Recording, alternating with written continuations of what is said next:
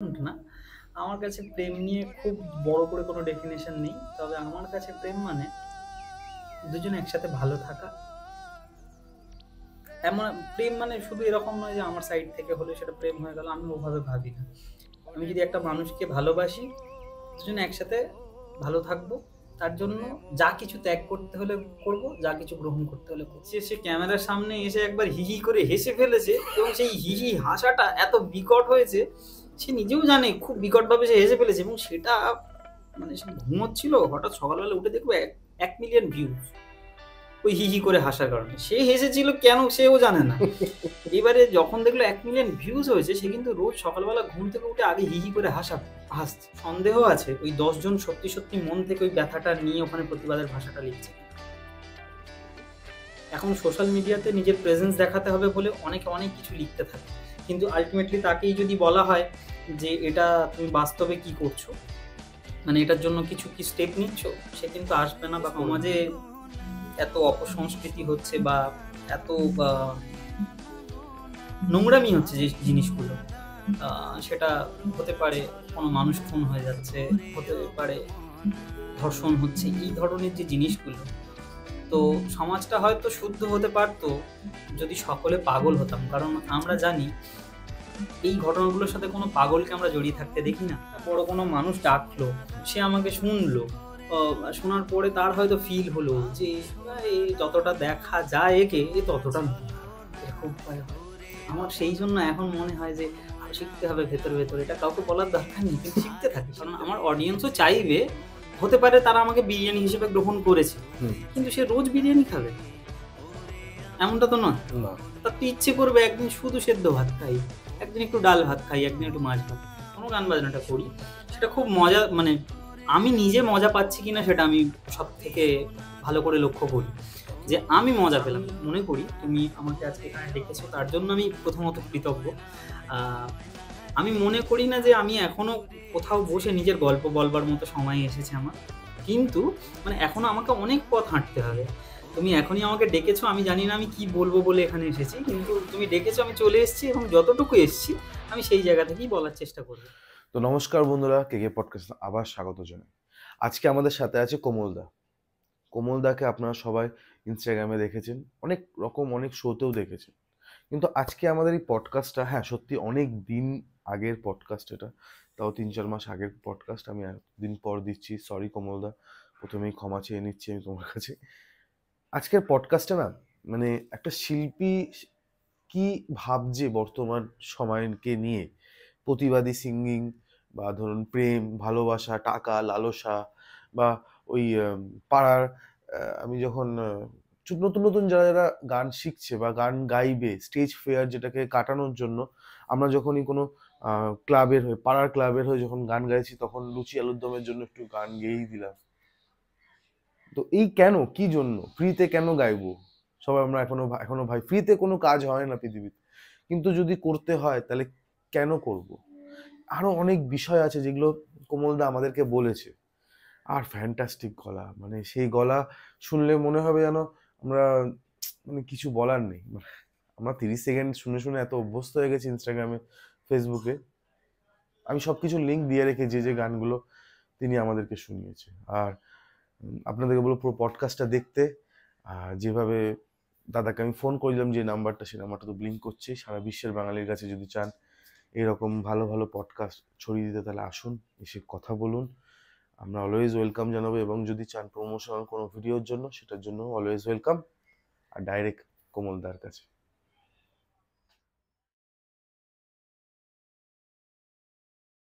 কমলদা কেমন আছো? খুব ভালো আছি, তুমি কেমন আছো? এই চলছে দাদা। আর আমাদের পজিশন আজকে চেঞ্জ হয়েছে, কারণ গিটারটা দাদা বাজাচ্ছে। প্রথমেই ঢুকবে একটা গান নিয়ে, যেটা তোমার কলার টিউন। আচ্ছা, তুমি যদি স্টার্ট করো। বেশ বেশ বেশ, চলো।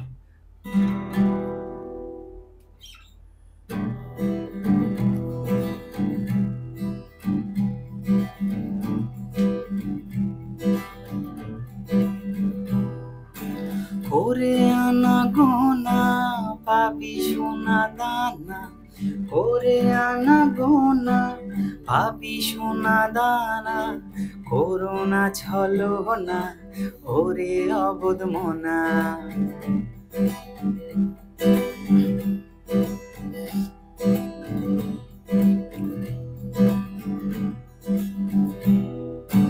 করে আনা গোনা পাবি সোনা দানা, করে আনা গোনা পাবি সোনা দানা, করোনা ছলো না ওরে অবোধ মনা। মন ময়না ময়না ময়না রে আর দূরে যেও না, দূরে যেও না রে ওরে আমার অবোধ মনা।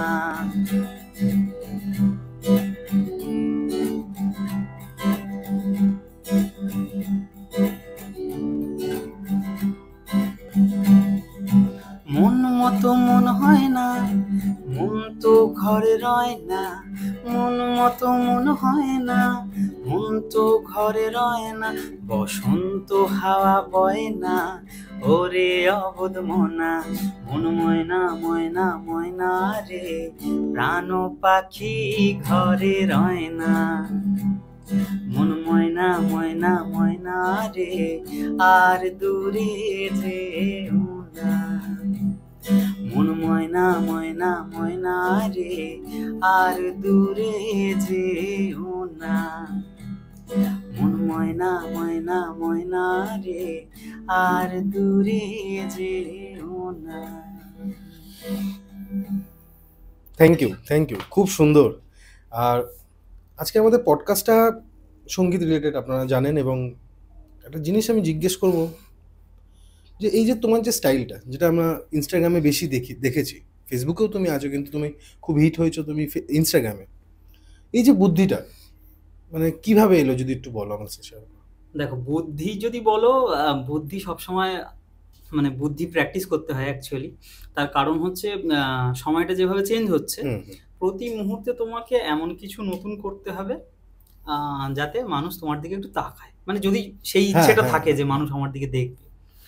তো যখন ফেসবুকে করতাম সেটা একরকমভাবে করতাম, ইউটিউবেও যখন কাজ করতাম সেটাও একটা পুরো প্রসেসড কাজ করতাম, প্রপার একটা মিউজিক ভিডিও সেভাবেও করতাম, এখনও করি, এমনটা নয়, কিছুদিনের জন্য বন্ধ আছে আর কি।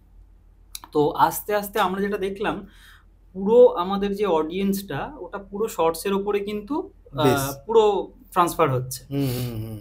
এবং মানে এটা খুব চ্যালেঞ্জিং একটা বিষয়, জানো নিশ্চয়ই, যে যেটা আমরা একটা 5 মিনিট 6 মিনিটের মিউজিক ভিডিওতে দেখাতাম, বা এখন ফিল্মের কথাও যদি বলি, যেটা এত বড় একটা স্কেলে দেখানো হতো, সেটাকে একটা ছোট ফরম্যাটে দেখানো, সেটা খুব চাপের বিষয়। তো প্রথম থেকেই প্ল্যান করতাম যে এরকম যখন মানে কাজ করব ভাবি শর্টসের ওপরে, যে কীভাবে করা যায়, কী করলে মানুষ দেখবে, কারণ মানুষের এখন ধৈর্য খুবই কম। মানে তারা, তুমি ধরো একটা ইন্ট্রোডাকশন দিচ্ছ, কিছু করছো, কিছু বলছো, তারপরে মেন জায়গায় ঢুকবে, সেই সময় তোমাকে তারা দেবে না। তুমি নিজেও, আমিও তাই। মানে আমরা যখন একটা কন্টেন্ট স্ক্রল করছি, তখন কিন্তু জাস্ট প্রথমটা ভালো লাগলে দেখতে শুরু করি, নাহলে দেখি, পরিষ্কার সত্যি তাই। তো আমার মনে হয়েছিল যে অ্যাটলিস্ট এইভাবে করলে জিনিসটা এমন কিছু একটা করি যাতে মানুষ একটু দেখতে ইচ্ছে করে তার। তো সেই কনসেপ্টটা কিন্তু খুবই মানে ভালো। একটা তুমি স্টোরি দাও ছোট্ট 1 লাইন বা 2 লাইনে, তারপর ঢুকে যাও ওই রিলেটেড একটা গানে, যে গানগুলো আমাদের সবসময় শুনে দেখেছি কিন্তু রিলেট করতে পারিনি, সেই সময় তোমার কথাতে কিন্তু আমরা রিলেট করে ফেলেছি। হ্যাঁ, আমি আসলে একটু মজা করেই জিনিসগুলো বানাই। দেখো, গান বাজনাটা মানে আমি একেবারেই এভাবে করি না যে খুব সিরিয়াস ভাবে করতে হবে, কারণ সিরিয়াস ভাবে খুব করতে গেলে আমি হয়তো গান বাজনাটা কোনোদিন করতে পারতাম না, ঠিক আছে। একেবারেই আমার ছোট থেকেই ব্যাপারটা, আমি খুব মজার ছলেই গান বাজনা করতাম, এবং সেখান থেকে যখন এখনো গান বাজনাটা করি, সেটা খুব মজা, মানে আমি নিজে মজা পাচ্ছি কিনা সেটা আমি সব থেকে ভালো করে লক্ষ্য করি, যে আমি মজা পেলাম কিনা। যে কন্টেন্টগুলো হয়তো তোমরা সবাই দেখে মজা পাচ্ছ, তোমার থেকে বেশি মজা আমি আগে পাচ্ছি কিনা সেটা আমি নোটিস করি। যদি আমি নিজে না মজা পাই, এরকম কত আইডিয়া নতুন নতুন, সেগুলো জাস্ট মানে রাখা আছে। মানে যখন যেটা আমার ভালো লাগে আমি পরিষ্কার কথা করি, মানে এমনটা নয় যে তুমি আজকে যেভাবে আমাকে দেখছো আগামীতেও এভাবে দেখবে। আমার হতেই পারে, আমি এখন ইনফ্যাক্ট চিন্তা করছি, কারণ আমি লাস্ট ইয়ার থেকে ওই জিনিসটা করে যাচ্ছি। আমার নিজের এবার একটা মানে বিতৃষ্ণা হয়ে গেছে। হ্যাঁ মানে হয় না যে কি বলছো তুমি? হ্যাঁ, কারণ দেখো ওই একই জিনিস নিয়ে পড়ে থাকা যাবে না। কিন্তু আমরা যদি আজকে দেখো, এটা তুমি যে কথাটা বললে, এটা তো কোনো জায়গায় মনে হয় যে আজকে আমি চালের দোকানে গিয়ে যদি হঠাৎ করে মাংস বিক্রি হয়, তাহলে জিনিসটা তো অদ্ভুত হয়ে গেল না ব্যাপারটা? সেটা হলো, কিন্তু মানে এখানে আমি বিষয়টা একেবারেই চালের দোকানে মাংস বিক্রি করছি না, মানে আমি মাংসের দোকানে মাংসই বিক্রি করছি। দুটোই তো খাদ্য রিলেটেড বলছি। হ্যাঁ, আমি যেটা বলতে চাইছি, আমার যেটা প্ল্যানিং, যে দেখো সব থেকে বড় কথা, আমি যে গান বাজনাটা করি এটা আমার উদ্দেশ্য মানুষকে আনন্দ দেওয়া ডেফিনেটলি, কিন্তু তার চেয়েও বড় উদ্দেশ্য কিন্তু নিজে আনন্দ পাওয়া। কারণ দেখো একটা সুখী মানুষ আর 5টা মানুষকে সুখী করতে পারে, যে মানুষটা নিজে খুব হ্যাপি সে আর 5টা মানুষকে হ্যাপি করতে পারে। তাহলে আমি যদি নিজে সেই কাজটা থেকে আনন্দ না পাই, তাহলে আমি কি করে আর 5টা মানুষকে আনন্দ দেব? তাই না? বিষয়টা হচ্ছে এরকম দাঁড়াচ্ছে যে আমি, আমাকে হয়তো ওভাবে চিনেছে বা ওভাবে আমার কিছু ভিউজ এসে গেছে বলে আমি ওটাই কন্টিনিউ করে যাব, নিজেকে আর কোনো নতুন ভাবে এক্সপ্লোর করবো না, এটা তো ঠিক না। তারপর যদি দেখা গেল তুমি ফেল হলে, আবার নতুন কিছু ভাববো। এই যে আইডিয়াটা, তোমার কাছে কি মনে হয়, ফেল না কি তুমি শিখলে সেটা বলো তো আমাকে। দেখো নতুন একটা কিছু ট্রাই করতে গিয়ে যদি সেটা মুখ থুবড়ে পড়ে বা কিছু, তাহলে সেটা ফেলিয়ার একেবারেই নয়। একটা সময় এগুলো মনে হতো, যা কি হলো এটা, কিন্তু এখন আর ওগুলো মনে হয় না। কারণ নতুন, তুমি আজকে আমার ওই আইডিয়াটা দেখে তোমার ভালো লেগেছে বলে ওটা তোমার কাছে নতুন, কিন্তু ওটা যদি ধরো কথায় বলছি, আমার যখন প্রথম 2-3টে ভিডিও ওয়ার্ক করছে না ওভাবে, আমি যদি ওটাকে করে দিতাম, বন্ধ করে দিতাম, তাহলে কি এতগুলো মানুষ দেখতে পেত ওটা? আজকে এখানে পডকাস্ট করতেও কিনা সেটাও জানবো না। হ্যাঁ, হতেই পারে। দেখো তুমি হয়তো ওভাবে দেখার পরেই তুমি আনন্দ পেয়েছো এবং তুমি আমাকে এখানে ডেকেছো। হ্যাঁ, তো সেই জায়গা থেকে আমার এটা মনে হয় প্রত্যেকটা আর্টিস্টই আমরা যারা চাই, সেটা এমনটা নয় যে আমি গান বাজনা করি বলে আমি বলছি, এটা প্রত্যেকটা আর্টিস্ট, মানে যে ছবি আঁকছে, যে ডান্স করছে, সে চিরকাল শুধুমাত্র চায় না, মানে সে কিন্তু ডান্সই করবে, সে যেটা পারে সেটাই করবে, সে শুধু মোড়কটা বদলে বদলে দেবে। এটা আমার মনে হয় সবাই করে থাকে এবং আমিও করছি, আর করা উচিত। নিজেকে একটু এক্সপ্লোর না করলে নতুন কিছু জিনিস আবিষ্কারও হবে না। একদমই তাই, কারণ আমার অডিয়েন্সও চাইবে, হতে পারে তারা আমাকে বিরিয়ানি হিসেবে গ্রহণ করেছে, কিন্তু সে রোজ বিরিয়ানি খাবে এমনটা তো নয় না। তার তো ইচ্ছে করবে একদিন শুধু সেদ্ধ ভাত খাই, একদিন একটু ডাল ভাত খাই, একদিন একটু মাছ ভাত খাই। তো আমি সবসময় নিজেকে এভাবেই দেখতে চাই যে ফ্লেক্সিবল কতটা আমি হতে পারি, এমনটা নয় কোন একটা জিনিসের মধ্যে গতের মধ্যে বাঁধা পড়ে গেলাম। প্রথম গুরু কে ছিলেন? আমার প্রথম গুরু বলতে আমার নিজের পাড়াতেই একটি দাদা আমার ভোকাল গ্রুমিং করতেন উনি। আমি ছোটবেলা থেকে ওইভাবে প্রথাগত শিক্ষায় শিক্ষিত হইনি গান বাজনা নিয়ে, খুব শখে গান বাজনাটা করতাম। এবং ওই দাদা যে কিনা আমাদের ওখানে খুবই পপুলার ছিল এবং তখন খুব ভালো কাজ করছিল দাদা, এবং সেই দাদাকে দেখে আমি ইন্সপায়ার হই। করছিল মানে? করছিল বলতে, হ্যাঁ করছিল বললাম তার কারণ হচ্ছে তারপরে দাদার একটু শারীরিক অসুস্থতা হয়। দাদার নাম হচ্ছে রাকেশ দত্ত, উনি আমার প্রথম মেন্টর, এবং ওনাকে দেখেই আমি ইন্সপায়ার হই যে আমি গিটার বাজিয়ে অথবা আমি স্টেজে মাইক নিয়ে একদম দাপিয়ে গান বাজনা করবো এবং সেটা মানুষ শুনবে, আনন্দ পাবে। তো ওনাকে দেখেই আমার শুরু এবং ওনার কাছেই আমার শিক্ষার শুরু হয়। তো ওনার কাছে গিয়েই আমার এই গিটার ধরা, গান গাওয়া, মাইক ধরাও বলতে পারো, এবং মানুষের সাথে ইন্টারঅ্যাক্ট করা কিভাবে স্টেজের মধ্যে। তিনি কি করছেন এখন? তিনি গান বাজনা নিয়েই থাকতেন এবং মাঝখানে ওনার স্ট্রোক হয়, ব্রেন স্ট্রোক হয়, এবং সেটার ফলে ওনার বাঁ দিকটা প্যারালাইজড হয়ে যায়। এবং চিকিৎসা হওয়ার পরে দাদা এখন আগের থেকে সুস্থ, বাট স্বতঃস্ফূর্তভাবে এখন আগের মতো করে কাজ করতে পারে না, কিন্তু দাদা এখনো চেষ্টা করছে এবং মিউজিক প্রোডাকশনের উপরে কাজ করছে, এবং সেটা আমাদের ভালো লাগার জায়গা যে দাদা এখনো নিজে ফাইট করছে। এবং আমরা মানে সেইখান থেকেই আমার শুরু আর কি, মানে ওই দাদার কাছ থেকে। আমি একটা জিনিস কমলদা আমি তোমাকে জানতে চাইবো, যখন তুমি স্টেজে ওঠো, স্টেজে উঠে তুমি যখন গান গাইছো, তোমার নিজের পিছন দিকে যে অনেকটা বছর বা অনেকে জানে না এটা, ঠিক আছে, এবং অনেকে ভাবে যে এই তো 2 দিন আগে দেখলাম ইনস্টাগ্রামে এই ফেমাস হয়ে গেছে, একে এখন অন্যরকম ভাবনা চিন্তা। এটা তোমার কাছে কি জিনিসটা? মানে আমি আজকে তোমাকে আমি আমার চোখ দিয়ে বললাম, একদম একদম, তুমি তোমার চোখ দিয়ে কি দেখো? আমি আমার চোখ দিয়ে যেটা দেখি, দেখো মানুষের এত বেশি সময় নেই, এত বেশি যায় আসে না, যে তোমাকে এসে বসে স্টাডি করবে। আর আমি মনে করি তুমি আমাকে আজকে এখানে ডেকেছো, তার জন্য আমি প্রথমত কৃতজ্ঞ। আহ, আমি মনে করি না যে আমি এখনো কোথাও বসে নিজের গল্প বলবার মতো সময় এসেছে আমার, কিন্তু মানে এখনো আমাকে অনেক পথ হাঁটতে হবে। তুমি এখনই আমাকে ডেকেছো, আমি জানি না আমি কি বলবো বলে এখানে এসেছি, কিন্তু তুমি ডেকেছো, আমি চলে এসেছি, এবং যতটুকু এসেছি আমি সেই জায়গা থেকেই বলার চেষ্টা করব। আমার প্রশ্নটা কি করেছিল আমি ভুলে গেছি। হয় একটু, মানে আমি এটা আমার বলছি হয় খুব, এটা হ্যাঁ, আমার খুব এটা হয় শিল্পী মানুষদের একটা মাথার মধ্যে সবসময় কি। আমি বলতে চাইছিলাম যে তুমি যে এই স্টেজে দাঁড়িয়ে যে এখন গান গাও, এবং মানুষরা আমাদের মতো মানুষ যারা জেন জিটা দেখছে, এবং কিছু কিছু গান অনেক পুরনো পুরনো গান যেগুলো তুমি এখনো স্টেজে গাইছো এবং ইনস্টাগ্রামেও দেখছে তারা। এই আগের বছর দেখলাম কমলদাকে এইখানে গান গাইছে, ফেমাস হলো, আজকে তো এসে শো করছে, বিশাল ব্যাপার।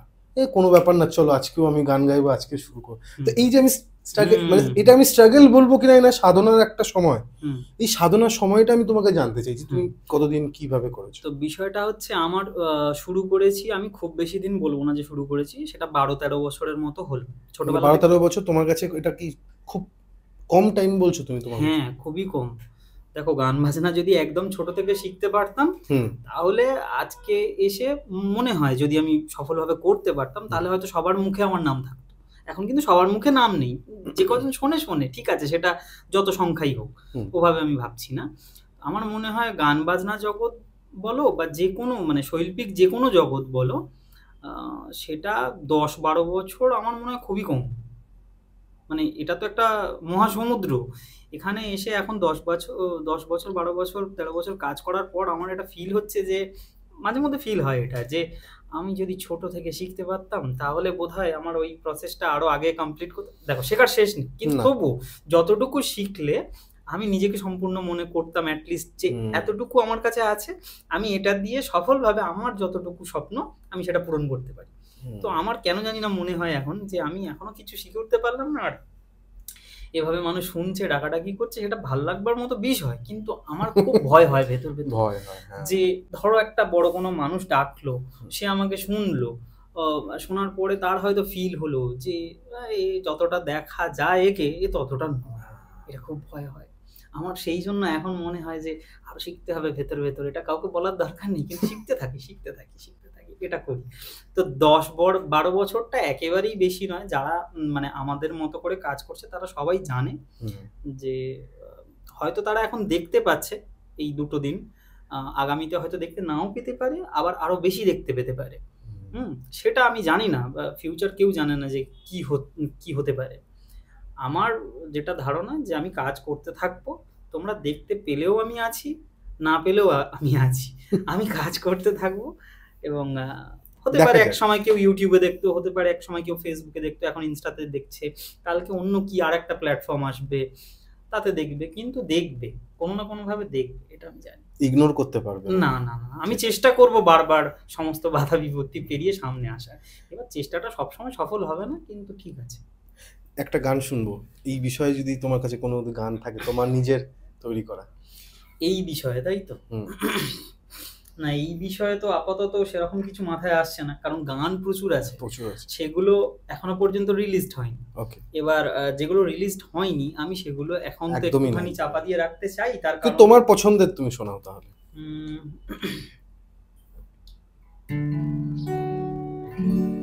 সম্পূর্ণ একটা ভিন্ন ধারার গান শোনাই, কারণ মানুষ আমার থেকে বেশি ফোক গান শোনে, বাংলা লোকসঙ্গীতই শোনে। কিন্তু যারা একটু চেনে তারা জানে যে আমি নিজে গান লিখি এবং সুর করি। তো সেখানে আমার যখন যাত্রা শুরু হয়েছিল আমার ব্যান্ডের সাথে, তখন আমাদের একটি মিউজিক ভিডিও রিলিজ হয়েছিল, যে মিউজিক ভিডিওটা সেই সময় আজ থেকে 7-8 বছর আগে খুবই পপুলার হয়েছিল। 1 মাসের মধ্যে প্রায় মিলিয়ন ভিউজ চলে গেছিল 7-8 বছর আগে। হ্যাঁ, এবং ওটা রিলিজ হয়েছিল বাংলাদেশের একটা ইউটিউব চ্যানেল থেকে। তো নামটা হচ্ছে ফোক স্টুডিও বাংলা। তখন আমরা ফোক নিয়ে ওখানে কাজ করছি আর কি। তো 7-8 বছর আগে, তখন 1 মাসে মিলিয়ন, এবং তার বছর 2-এর মধ্যেই ওটা 3 মিলিয়নের মতো ভিউজ হয়। এবং তখন কিন্তু মানে মিলিয়নটা কিন্তু চারটিখানি কথা নয়, মানে তখন 5,000 ভিউজ, বাংলা গানে মিলিয়ন হওয়ার বিশাল ব্যাপার একটা। তখন 5-6 হাজার ভিউজ মানে বিশাল ব্যাপার। হ্যাঁ, তো সেই সময় ওটা মানে হয়েছিল, এবং সেটা ঘটনাচক্রে আমাদের নিজেদের গান ছিল। হ্যাঁ, আমার লেখা, আমার সুর করা এবং আমাদের ব্যান্ড থেকেই আমরা পারফর্ম করেছিলাম। ব্যাপারটা একটা প্রপার মিউজিক ভিডিও আছে। একদম। গানটার নাম হচ্ছে পাগল প্রয়োজন। তো সেটা আমরা সবাই মিলে বানিয়েছিলাম। সেটা দেখলে এখন মনে হয় আমরা অনেক কাঁচা বানিয়েছিলাম, বাট ঠিক আছে, ওই শুরুটা করেছিলাম আমরা। সেই গানটাই আমি একটু শোনাই। একদম। তো এই গানটা শোনানোর আগে দুটো লাইন বলি। হ্যাঁ। এই গানটার নাম হচ্ছে পাগল প্রয়োজন। আমার সেই সময় মনে হয়েছিল আমাদের যে এই যে সমাজে এত অপসংস্কৃতি হচ্ছে বা এত নোংরামি হচ্ছে যে জিনিসগুলো, সেটা হতে পারে কোনো মানুষ খুন হয়ে যাচ্ছে, হতে পারে ধর্ষণ হচ্ছে, এই ধরনের যে জিনিসগুলো, তো সমাজটা হয়তো শুদ্ধ হতে পারতো যদি সকলে পাগল হতাম। কারণ আমরা জানি এই ঘটনাগুলোর সাথে কোনো পাগলকে আমরা জড়িয়ে থাকতে দেখি না। দেখবে আমরা যারা গান বাজনা করি, যারা ছবি আঁকি, যারা ডান্স করে, তাদেরকে সবাই আশপাশের লোকেরা পাগলই বলে, পাগলের মতো সব করছে, ও দুদিন পরে ছেড়ে যাচ্ছে। তো আমার ইচ্ছে ছিল যে এই পাগলগুলোই যদি দুনিয়াতে ভরে যায় তাহলে অ্যাটলিস্ট আর ক্রাইমটা হবে না। তো ওই জন্য মনে হয়েছিল যে পাগল প্রয়োজন এই দুনিয়াতে, সেই জন্য লিখেছিলাম।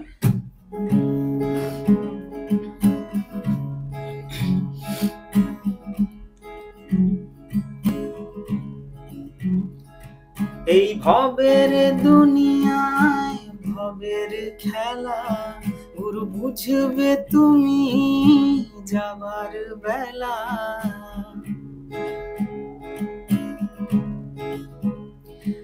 এই ভবের দুনিয়ায় ভবের খেলা, গুরু বুঝবে তুমি যাবার বেলা। ওই রসিক পাগল হলেই বুঝবে তোমার মন, ওই রসিক পাগল হলেই বুঝবে তোমার মন, ওই রসিক পাগল হলেই বুঝবে তোমার মন। তাই পাগলে দুনিয়ায় আরো পাগল প্রয়োজন, হেথা মানুষ মরে পথে ঘাটে মানুষের কারণ। তাই পাগলে দুনিয়ায় আরো পাগল প্রয়োজন, হেথা মানুষ মরে পথে ঘাটে মানুষের কারণ।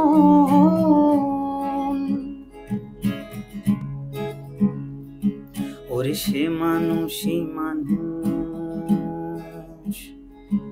যে গুরু না ভজে,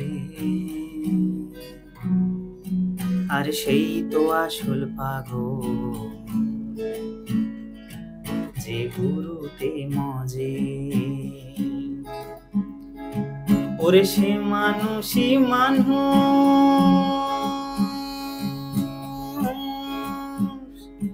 যে গুরু না ভজে,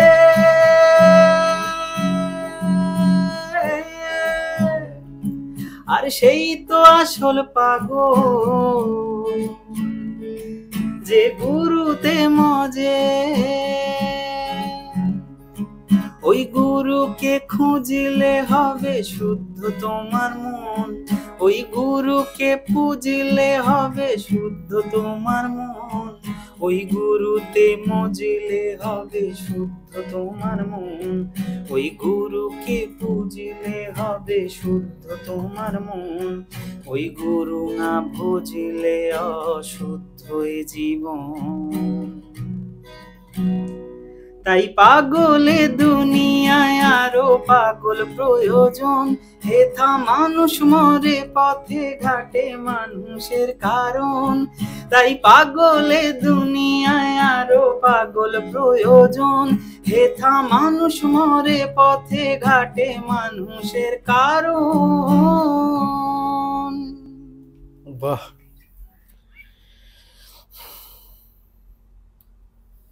একটা প্রশ্ন করব। তুমি যে গানটা গেয়েছো, এরকম গান কয়েক বছর আগে আমাদের বাবা যখন ইয়াং ছিল তখন অনেক শিল্পীরা গাইতেন। বর্তমানে তো এত কিছু হয়, এত কিছু হচ্ছে। অরিজিৎ সিং এর যে গানটা আমরা শুনেছিলাম, ওনাকে উনি বাদে, মানে ওনার গাওয়া গান বাদে আর কারো যে একসময় লিখতেন তারা প্রতিবাদী একটা সঙ্গীত যাকে আমরা বলে থাকি, এখন আর নেই কেন? এটা আমি তোমার কাছে জানতে চাইছি। তোমার পার্সপেক্টিভ কি মনে হয়? এখন নেই কেন? নেই কেন? দেখো, মানে আমি যদি এটাকে আমার আমার দৃষ্টিভঙ্গি দিয়ে যদি বলি, ঠিক আছে, তাহলে বিষয়টা হচ্ছে নেই এমনটা না, এরকম গান আছে, আমরা হয়তো সেগুলো আমাদের সামনে আসছে না। না না, আমি ওটা বলছি না, যাদেরকে আমরা দেখেছি শুনেছি, আচ্ছা, যারা একসময়, ধরো না, আজকে আমরা বিদ্রোহী কবি কাকে বলি, কাজী নজরুল ইসলামকে, ঠিক আছে, আমরা একসময় শুনেছি, আমি নাম ধরেই বলছি, কবির সুমন, নচিকেতা, এনারা তো খুব মানে ভালো সিঙ্গার, ওনার প্রতিবাদী লিখেছে এক সময়, তারা এখন গায় না কেন, বা আমরা এখন সেরকম গান শুনি না কেন? আচ্ছা, তো আমার যেটা ধারণা, দেখো, তারা গায় না বা নতুন যারা আসছে তারা গাইছে না, ব্যাপারটা আমি এরকম ভাবে দেখছি না। এমনটা হতে পারে যে যারা লিখেছিলেন একটা সময়, তারা তো সারা জীবন ওভাবেই লিখে যাবেন এমনটা নয়, তাদেরও মনে হয়েছে যে দেখো, সব থেকে বড় কথা হচ্ছে যে মানুষ শুনতে চাইছে কিনা, এটা একটা বড় কথা। একটা সময় তারা ওগুলো লিখেছিল, তারা শুনিয়েছিল, মানুষ শুনেছে। এখন আমাদের টোটালি বাংলা গান যেভাবে তৈরি হচ্ছে, বলবো না যে খুব খারাপভাবে তৈরি হচ্ছে, প্রচুর ভালো কাজ হচ্ছে, কিন্তু ম্যাক্সিমাম সংখ্যায় কম। এখন কিন্তু মানে আমাদের বাংলায় তুলনামূলকভাবে কাজ কম হচ্ছে। কমের থেকেও বড় কথা হচ্ছে গানগুলো, যে ধরনের আমরা গান শুনছি, মানে সেগুলো মনে লাগছে না, মনে লাগছে না, মানে বিষয়টা এখন 2-3 দিন ঠিক আছে, বা 2-3 মাস ঠিক আছে।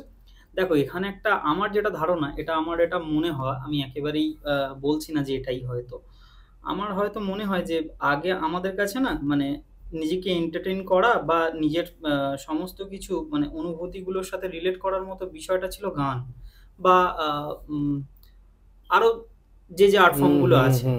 তো এখন না, আমার যেটা ধারণা, যবে থেকে আমরা ওই বোকা বাক্সর পরে হাতে মোবাইলও পেলাম, তবে থেকে মানুষের কাছে প্রচুর অপশনস বেড়ে গেল, নিজেকে এন্টারটেইন করা হোক বা নিজের আরো 5টা জিনিসপত্র দেখার বিষয় হোক। আগে মানুষ কিন্তু দেখবে, একটা পাড়া গায়ে কোথাও একটা যদি স্টেজ শো হয়, গান হয়, সেখানে কিন্তু লোক মানে মানে তিল ধারণের জায়গা থাকতো না, পা রাখার জায়গা থাকতো। হ্যাঁ, তো এখন কিন্তু দেখবে সেটা হয় না। তাহলে কি এমনটা হচ্ছে যে মানে এখন ভালো গান হচ্ছে না, বা যে শিল্পীরা গাইছেন তারা কেউ ভালো গাইতে পারছে না, এমনটা তো নয়, তারা তাদের সাধনা করে স্টেজে গান গাইছে এবং সুন্দর করেই গাইছে। বরঞ্চ আগে এরকম হতো যে সাউন্ড ইকুইপমেন্টস এত উন্নত ছিল না, তখন আরো শুনতে হয়তো বেটার লাগতো না, এখন আরো বেশি ভালো স্কেলে হয় ব্যাপারটা, মানে ভালো সুন্দর এতে হয়। তাহলে মানুষ কেন শোনে না? কারণ দেখো, আগে হয়তো হতেই পারে, কথাই বলছি, যে আগে মানুষ মনে করলো যে আজকে সারাদিন আমার কোনো কাজ নেই, বা এই সারা মাসে আমি একটা পরিশ্রম করছি, আমার আজকে পাড়াতে একটা অনুষ্ঠান আছে, আমি গিয়ে সেখানে গান শুনবো। তার জন্য হতে পারে সে সকাল থেকে সমস্ত কাজ ছেড়ে রেখেছে শুধুমাত্র ওই অনুষ্ঠানটা দেখবে বলে। কিন্তু এখন যেটা হয়ে গেছে, সে সারাক্ষণ কন্টেন্ট কনজিউম করছে, তাই না? তার কাছে মাথায় ভরে আছে জিনিসপত্র, সে কোনটা ছেড়ে কোনটা দেখবে বুঝতে পারছে না। কখনো সে চলে যাচ্ছে ওই শপিং ওয়েবসাইটগুলোতে গিয়ে জামা কাপড় দেখছে, কখনো হাতের সামনে ব্লিঙ্কিট থেকে কিছু অর্ডার করে দিচ্ছে, কখনো কোনো জোম্যাটো থেকে খাবার অর্ডার করে দিচ্ছে, কখনো একটু গান শুনতে ইচ্ছে করলে ইউটিউবে চলে গেল, ইনস্টাতে স্ক্রল করে নিল। এইগুলো এত মাধ্যম তার কাছে। এবারে যেটা হলো কি, তাহলে তার কাছে কিন্তু তার নিডগুলো পূরণ হয়ে যাচ্ছে। এবার কি হচ্ছে, যারা গান বাজনা করছিল তারাও করছে, তারা এই জায়গাতে যেখানে খাবারের ছবি আছে, যেখানে ঘুরতে যাওয়ার ছবি আছে, সেখানে এসে আর্টিস্টদের গান বাজনা করতে হচ্ছে। তো তারা কি করছে এবার, মানে মানুষ ওই চটজলদি যেটা পছন্দ করবে, সে সেই রকম কিছু বানাতে প্রস্তুত হয়ে যাচ্ছে। সে কিন্তু জানে যে এখন যদি একটা প্রতিবাদী গান আমি লিখি, দেখো শহরে একটা এত বড় ঘটনা ঘটে গেল, সবাই জানি আমরা, প্রচুর প্রতিবাদী গান তৈরি হয়েছে, হ্যাঁ, কিন্তু তার মধ্যে আমরা অরিজিৎ সিং এর থেকেও একটা শুনেছি, সেইটা প্রচুর মানুষ শুনেছেন এবং সেইটার মাধ্যমে নিজের প্রতিবাদের ভাষাটা জানিয়েছেন। ওই সময় কিন্তু প্রচুর প্রতিবাদী গান হয়েছে। ইনফ্যাক্ট আমারও নিজের একটা গান লেখা মানে লিখেছিলাম আমি ওই সময়, কারণ সবাই ওই মেন্টাল এটার মধ্যে দিয়ে যাচ্ছিলাম, এবং এরকম যে শুধুমাত্র এখন হয়েছে বলে নয়, এটা সব সময় হয়ে আসছে এবং হবেও, হয়তো এটা থেকে আমাদের কোনোদিনও নিস্তার নেই। সবাই লেখে, সবাই করছে, কিন্তু মানুষের কাছে এখন এত অপশনস না, তাদের মনে হয় ওই মানে দেখো, প্রতিবাদটাও সবাই মন থেকে করে না। আমি তোমাকে বলছি, এটা মানে এটা হয়তো অনেকে বলবে এটা কি বলছে, কে ও, এরকম ভাবে বলতে পারে, কিন্তু আমার মানে তাতে কিচ্ছু যায় আসে না, আমি কেউই নয়।